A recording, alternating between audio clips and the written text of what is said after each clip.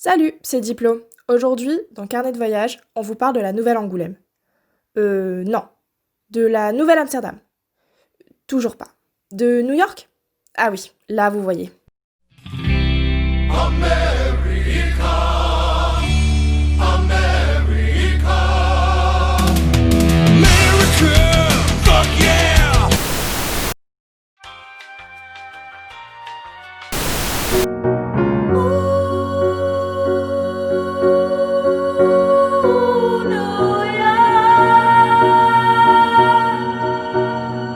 Située à quelques 6148 km de notre très chère ville de Lyon-Écully, New York est une ville connue dans le monde entier.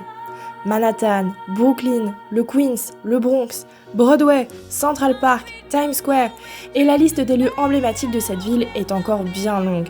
New York est la ville américaine qui fait le plus rêver. Ce qui s'explique en partie par les très nombreux films et séries qui s'y déroulent. Pour ne pas faire de jaloux, on peut citer à la fois Friends et How I Met Your Mother. Mais surtout, New York est la ville où se situe le siège des Nations Unies.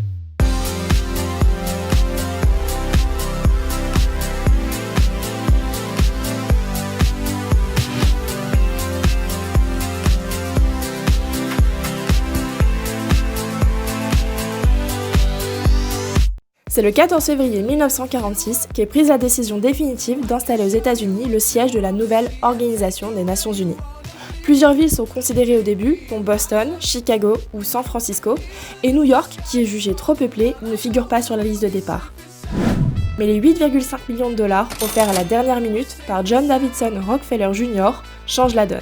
La ville de New York accepte de céder un terrain au sud de Manhattan, et en 1947, les travaux commencent.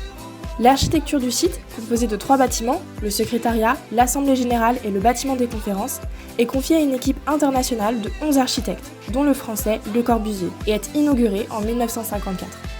Le siège bénéficie à la fois de l'immunité diplomatique et du principe d'extraterritorialité. Il n'est donc pas soumis à la loi américaine. L'Assemblée générale a vu se tenir pas moins de 15 000 discours depuis la création de l'ONU. En parlant de discours, certains sont l'occasion d'anecdotes assez cocasses. En 2011, par exemple, le ministre indien des Affaires étrangères est monté à la tribune pour prononcer le mauvais discours. Il a en réalité lu quasiment entièrement celui de son homologue portugais. Et pendant plus de 3 minutes, personne n'a rien remarqué. Et le ministre indien se réjouit particulièrement que 2 membres parlent en portugais, le Brésil et le Portugal, n'y aient vu que du feu. D'où l'importance de faire attention à ce qu'on raconte.